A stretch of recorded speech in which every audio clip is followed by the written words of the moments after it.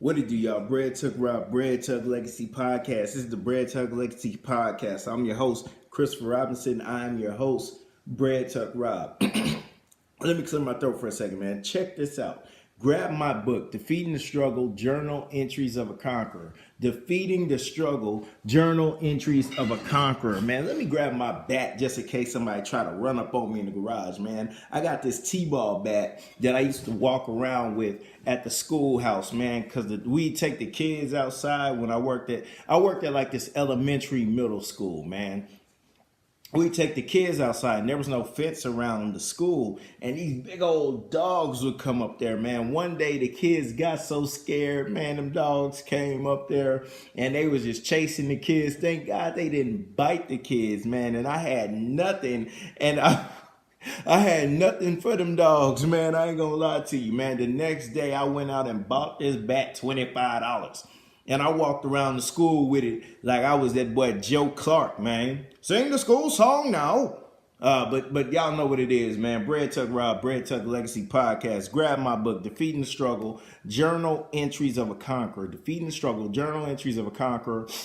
We got the ebook on Amazon, $9.99. Then you have your physical copy, $14.95, man. All the information will be in the link. Follow me on Instagram, all that. If you need to get at me, email me.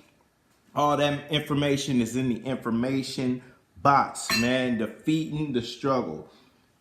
Yeah, man, got my bat for if anybody try to run up on me while I'm recording this thing. I got this T-ball bat right here. Then I got my big bat right here. I got my hammer right here. I got a wrench right here. Man, I tell you what. And if I put something on you and you're still here, when I come up out the house with what I got up in the house, it's going down, baby. But check this out, man. Defeating the Struggle, man. Check this out, man. This podcast, man, I've been doing this for almost a year, right? So April 30th is my birthday, man. That was the day I decided, man, every week I'm gonna just put out some consistent weekly long form content. And long form, this is 20 minutes. You know, some episodes be 30 minutes, some episodes been an hour. But I've almost been doing this for a year, man. And I hold this thing down one deep by myself. But I was thinking, man, I was talking to baby, I was talking to my homeboy. I'm like, man, do I need to get a co-host? I'm kind of thinking about that, man. That's an idea I'm playing with. But if I do, is one person in particular I have in mind. She's a female. She does her thing. Great personality. That's the only person I would consider as a co-host right now, man. If she told me no, I would just have to continue to hold this thing down one deep like I do, man. But, you know, just holding a podcast down by myself, that's cool. I could do that all day. But I'm thinking of ways to kind of spice up the podcast, try to change things up. And I don't just want to do the normal, you know, add music here and, you know, intro here and, you know, all that stuff. You know, my concern is delivering you fire content. My concern is empowering you, man. Those are my concerns, and consistency. That's what I care about, man. And shout out to all my people watching this on YouTube. If you're looking at me, man, I know I look like a struggled Idris Elba right now. My brother don't have no line up. I ain't brushed my hair. Or up East Coast, y'all call it a shape up. I'm out here looking struggled, but I tell you what, I got a woman who love me and my baby love me, so I'm good, man. But check this out, man. Check this out. Excuse me. True Ambition 2. Rebuild the Black Wall Street. If you're in the Houston area, I want you to come up to this event. This is my event, man. I have 3 other co-hosts and event creators that's doing this with me. It's a panel, and we're just going to be talking about how we could rebuild the Black Wall Street, where we went wrong. We're going to have some free adult beverages. We're going to have some light snacks. Man, y'all come through. The first one was a beautiful event. Man, it was we had people in there to capacity, and it was beautiful, man. The vibe was right. This is the way I look at things when I do events, man. I don't want to be your normal, what do you call them, promoter. Hey, come party with me over here. Nah, let's, I'm a 34-year-old man. I'll be 35 April 30th, man. Come vibe with me. Let's party, but at the same time, let's be progressive, man. Let's have a progressive party, man. And that's what this is, man. True ambition to rebuild the Black Wall Street, man. It's a progressive party, man. So come out, man. And speaking of this, man, one of the members in my group, man, Friday, I'm recording this on a Sunday, and this will be out later on tonight, early Monday morning, whatever. But Friday, I went and recorded some promo content with my group. And Naja, that's the woman that's in the group with me. And she operates her business from the location that we're going to be hosting this event in. Man, Michelle Obama was recently in Houston, Texas, right? And she had a speaking engagement at the Toyota Center. Of course, it was packed, sold out, people went, yada, yada, yada. But the day after, she was doing something. I don't know whether it was a networking event or something. And she was supposed to come back to Houston, right? Naja was working in the dressing room of this particular event. And I'm talking about in Michelle Obama's dressing room. And people were putting together gift baskets to give Michelle Obama. And Naja took my book, Defeating the Struggle, Journal Entry of a Conqueror, and put my book in the gift basket to give to Michelle Obama. Now, for me, that's major. When I saw Naja, she said, "You almost became famous." And I'm like, what? And long story short, Michelle Obama or Mrs. Obama missed the flight to Houston and the event never happened. But the reason that's encouraging is because I'm thinking about the possibilities.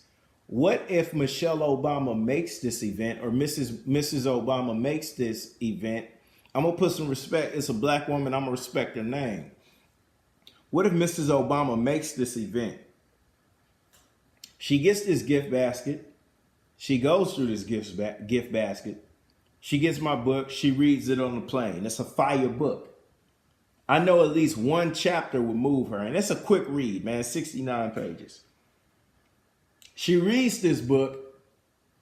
And then she posts a picture of it on her Instagram page. Or she posted, somewhere where everybody would see it. I don't know if she has an Instagram page. I instantly become a bestseller. I joke about being a hood bestseller because, I'm moving some joints in the streets. But if Mrs. Obama posts this, that's a whole different look. I could possibly, that's life-changing because you're talking about the former First Lady. That is life-changing, and I can position my daughter and my family how I desire for us to be positioned.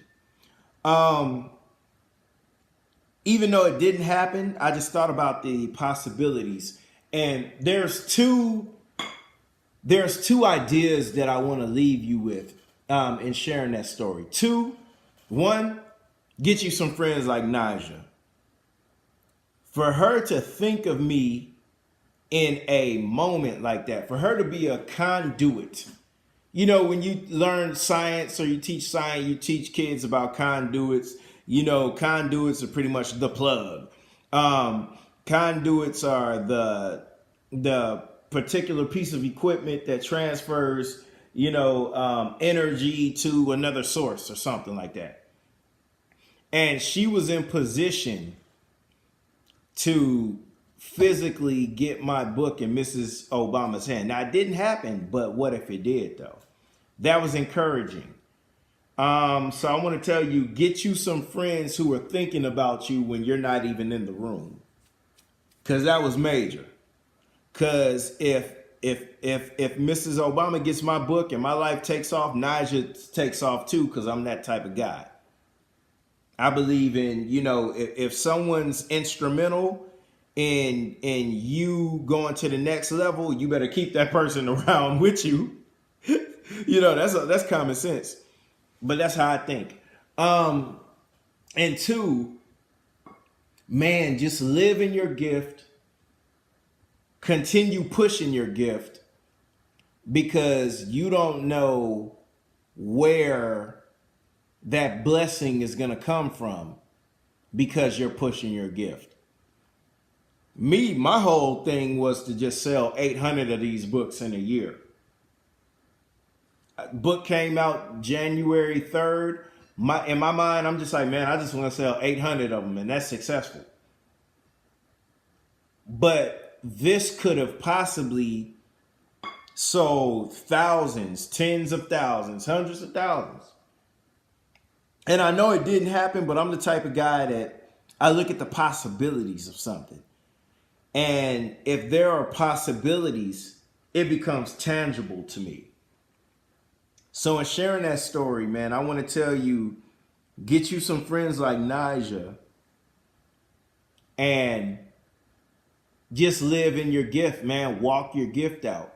Because if this book wasn't written, if I didn't write this book, if I didn't have the desire to write this book, if I didn't have the desire to expedite the completion of this book, there is no book to potentially get in front of Mrs. Obama. So live in your gift, man. Make sure you exercise in your gift. Make sure you walking out your visions, most importantly, man. And get you some friends like Naja. And I will say this too, man. Protect your creativity, man. I was thinking about this the other day, man.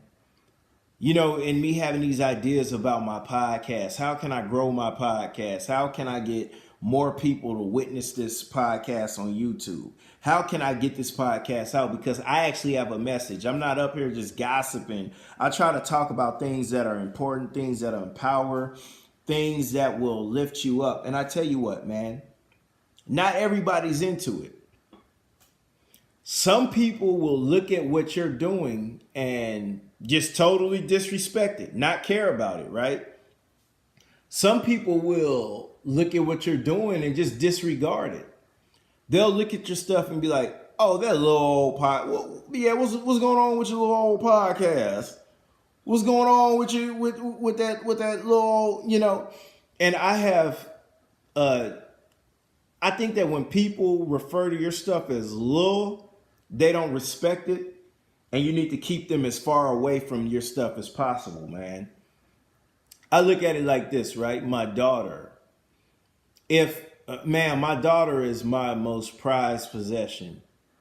If I knew that somebody disliked my daughter or thought she was ugly or any of that, okay, that's fine. But I don't want you around my daughter. No, you can't hold my daughter. No, you can't see my daughter.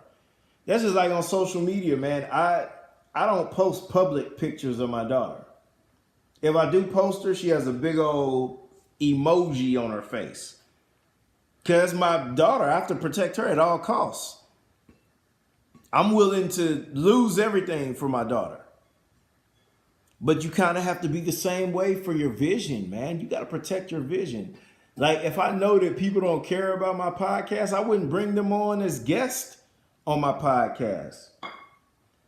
That's one reason why I really don't have guests on this podcast now. Right now, I'm really, every now and again I've had guests in the past, but right now I'm really trying to grow this podcast.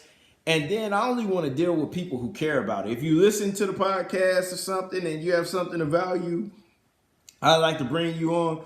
If not, I think I got it, man. I'll be on here, just doing my thing one deep until I figure something else out that makes sense. But that's what I want to say, man. So far, I haven't even really gotten into the heat, man. I want to read y'all an article, man. But I want to tell you, man, protect your creativity, man. and have good people around you. That's important, man. But before we move on, man, I just want to plug my book again, Defeating the Struggle, Journal Entries of a Conqueror, available on Amazon, available on available on Amazon, and you get that thing audio, not audio. I'm lying. You get that ebook or you get that physical copy, man. Ebook is $14.95. Physical copy, I'm jacking it up. Ebook is $9.95. Physical copy is $14.95, man. But let me share this article with you, man, before we get up out of here, man. This past Wednesday, I linked up with my uncle, man. My uncle's pretty successful. Didn't go to college. I think he went to the Air Force, learned a trade school, or the Navy, one of them. Learned a trade, and he's doing better than most people with a degree. And he just has the right mindset. So I went and sat down with my uncle because, he's like a father figure. You know, I have a dad who's out here doing this thing, but my uncle also is a father figure. And just the way he raises his children, he takes care of his wife, he handles his business, is very honorable. So I sat with him and I just talked to him about my daughter and the things I could do to make sure that financially she's in the right place spiritually and all that, man, because that's important to me, man. And he just kind of pointed me in the right direction when it comes to, everything with him was spiritual, getting in line with God. He didn't give me any stock investing tips or, you should put your money here or invest in this. But everything was, hey, man, just live your life right. Be honorable by people. Make the right decisions, trust God, honor God, and God will take care of the rest. That was his main thing. God will take care of the rest. But I ran across an article that says nearly half of Americans don't expect to live comfortably in retirement, but it's not too late. Now, when I think about retirement, man, when you get close to retirement age, you don't want to be working as hard, man. I'm a 35-year-old man, and it's been estimated or guesstimated that by the time I reach 60 or 59, social security will no longer exist. And of course, inflation happens, things go up. And I look at my life, man. In my 20s, I was working 2 jobs. That was no problem. I could go to work, just work 2 jobs and, get this money, all that. But as you get older, man, you have a family. You want to spend time with your family. You want to not work as hard.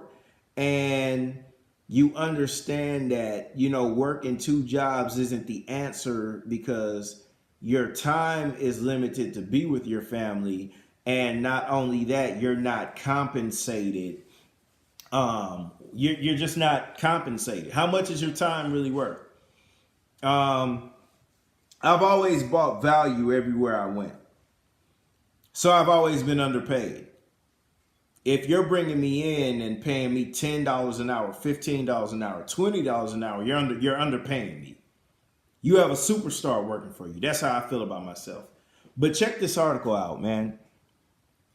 Your golden years are supposed to be a time for relaxation, leisure, and reflection. And I just, I did a lot of reflecting there. After all, you spent the last several decades hard at work. So the last thing you want to do is spend retirement worried about money. Yet for nearly half of Americans, that's the reality they're facing if they don't make changes. So a lot of people aren't paying attention to how their finances and their life, or how their finances are going to affect their life after retirement, right? So among Americans who are not yet retired, 46% say they don't expect to be financially comfortable in retirement. That's important. According to a 2018 Gallup poll, a significant jump from 2002, the year I graduated, whoop whoop, from high school. The year Gallup starting tracking this statistic when 32% of respondents said they wouldn't have enough savings to retire comfortably. These figures align with some of the other alarming statistics about soon-to-be retirees. Lack of retirement savings, such as the fact that 21% of Americans have nothing at all saved for retirement. That's scary. And a third of baby boomers have 25,000 or less stashed away. Baby boomers, baby boomers, baby boomers. I think that's the people born after Woodstock, if I'm not mistaken, but y'all can look that up. But they have less than 25,000 saved. So check this out. The problem is that when you're behind on your savings, it may feel impossible to catch up. Even if you have even if you know how much you should have saved by the time you retire. If you're living paycheck to paycheck or struggling to save any portion of your income at all, the goal probably seems constantly out of reach. Man, that paycheck to paycheck sucks, man.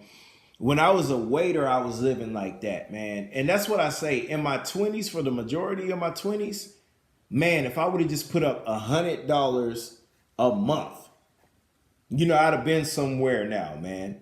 And that's what I try to encourage people to do now, man. But some people just don't want to hear it. When I talk to youth, when I talk to people, I just be like, hey, man, if you could put $100 a month away right now, man, you'll be on to something. And you try to give people your experiences, man, but some people just have to experience it for themselves. But what we're trying to avoid is being about 55, not having nothing, and looking back and then being like, man, I wasted all this time. I could have been on point. That's what you don't want. But check this out. But fear not. Sure, you may not become a millionaire by retirement, but there are simple ways to grow a healthier nest egg to ensure a more comfortable retirement for yourself. Work longer than you planned. Ooh-wee. So I'm about to read that, but what I'm guessing is, a lot of people retire at like 59, 62 or whatever, or depending on where you work, man. A lot of places, your time working there and your age have to equal like 80 or something ridiculous like that. But they're saying work longer than that. Oh, wait, man. I don't know, man. Because certain places try to push you up out of there. Try to push you out of the job. But let's see what it says. Admittingly, most people don't like the idea of working longer than they must. But if your savings are falling short, you must not have a choice. On the bright side, by working even a few extra hours more than you anticipated, you can add thousands of dollars to your retirement fund, making your retirement that much more robust when you eventually leave the workforce for good. Here's an illustration. You're 45 years old. You have $10,000 saved for retirement, and you're contributing $200 a month to your retirement fund, which earns a 7% annual return. That's kind of all right. At this rate, you'll have about $137,000 saved by the time you turn 65. A decent chunk of change, but not nearly enough to last more than a few years in retirement. Ooh, we are. But what if you delayed retirement by 5 years? In that case, you'd have more than $200,000 in your retirement fund when you were ready to leave your job. You'll see an even greater impact by increasing your monthly savings, but even by a little bit. In the example, you were to contribute $250 a month instead of $200. Then by age 70, you'd have nearly $245,000 saved. And see, that's what I'm talking about. Who wants to work till 70, man? Now, some people just keep on working because they feel like, if they start working, they'll die. But that job cannot be your life, man. Wherever you're working, that can't be your life. Like, I'm a teacher, right? Working as a teacher cannot be. No, I take that back. Working as a teacher, an educator can be my life. I like to educate, but not me working in the school system. That's not my life. Some people are administrative assistants. That cannot be your life. If that's your life, of course you're going to die when you retire because you have nothing else. That's your life. But I encourage people to, that's why I'm doing this podcast. That's why I'm writing books. I encourage people to do other things that they can monetize that can be a major part of their life. I'm not going to say those are my life because I have a family, I have other things, man. But if I wasn't working and I was just writing books and that was my main source of income, I'd be okay. If I'm 70 years old and I'm writing books and them books bringing in that bread, I'm good. But check this out. And of course, by working into your later years, your regular wages mean you won't need to draw from your retirement accounts yet. Letting those invested balance benefits from compounding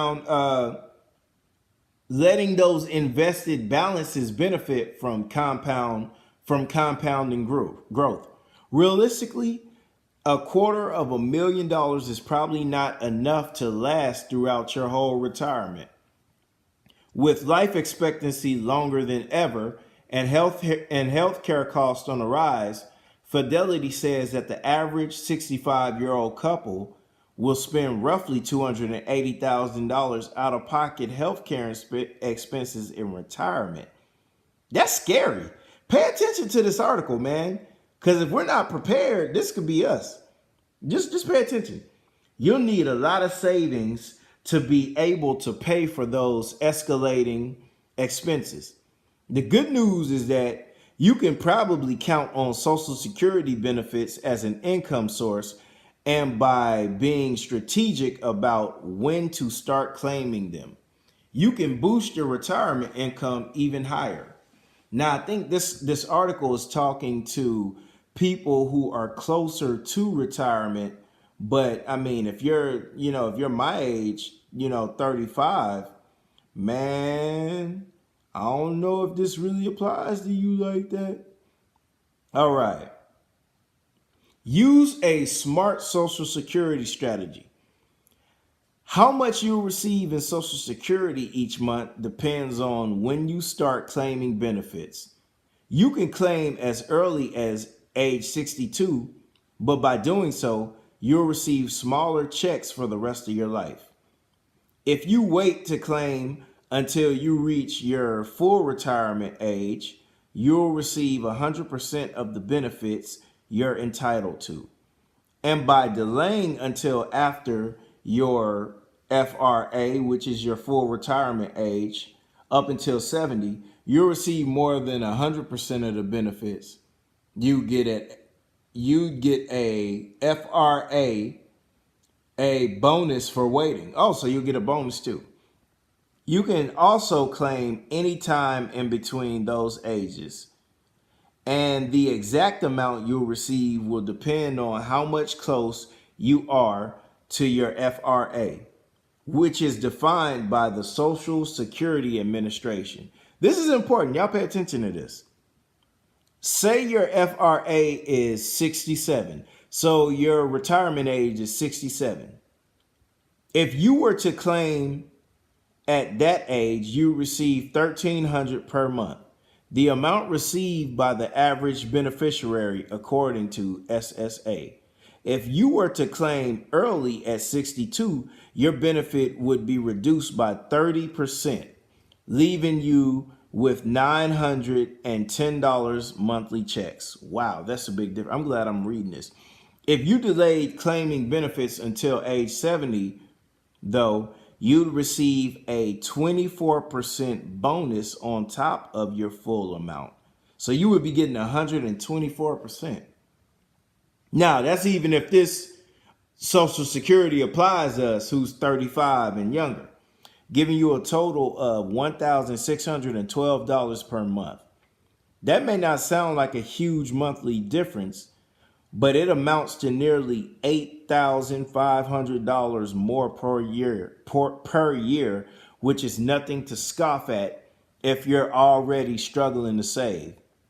Between receiving bigger Social Security checks each month and working a few extra years, you can give yourself a much better shot at retiring comfortably.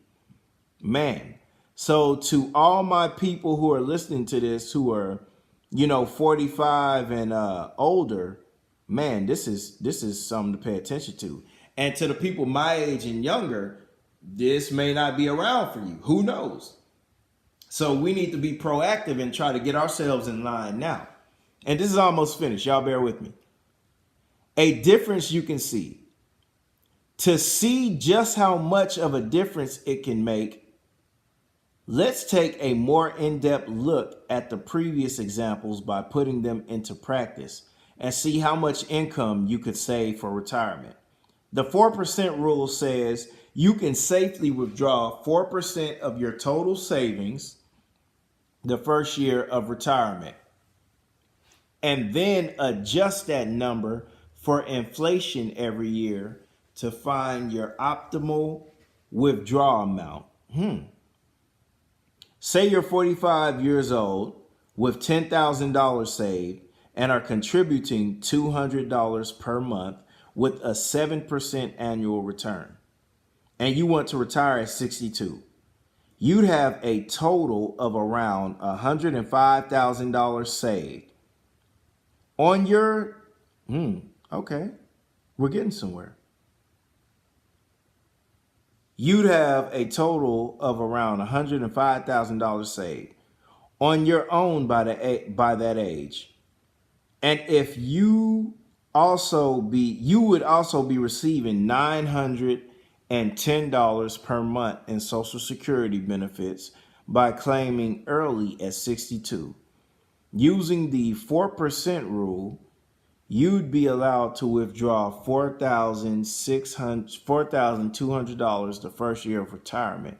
Man, that's nothing. $4,200 on $105,000, in addition to the $10,920 per year you'd receive from Social Security, bringing your annual income in the first year of retirement to $15,120.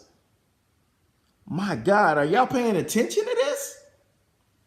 However, if you increased your savings to $250 per month and waited to retire and claim Social Security until age 70, you'd have around $245,000 saved on your own, and you'd receive $1,612 per month in Social Security benefits.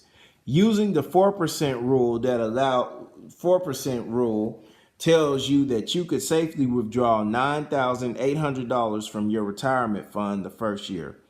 Plus, you'd receive $19,000 per year from Social Security, which brings your total income to the year that will be about $30,000.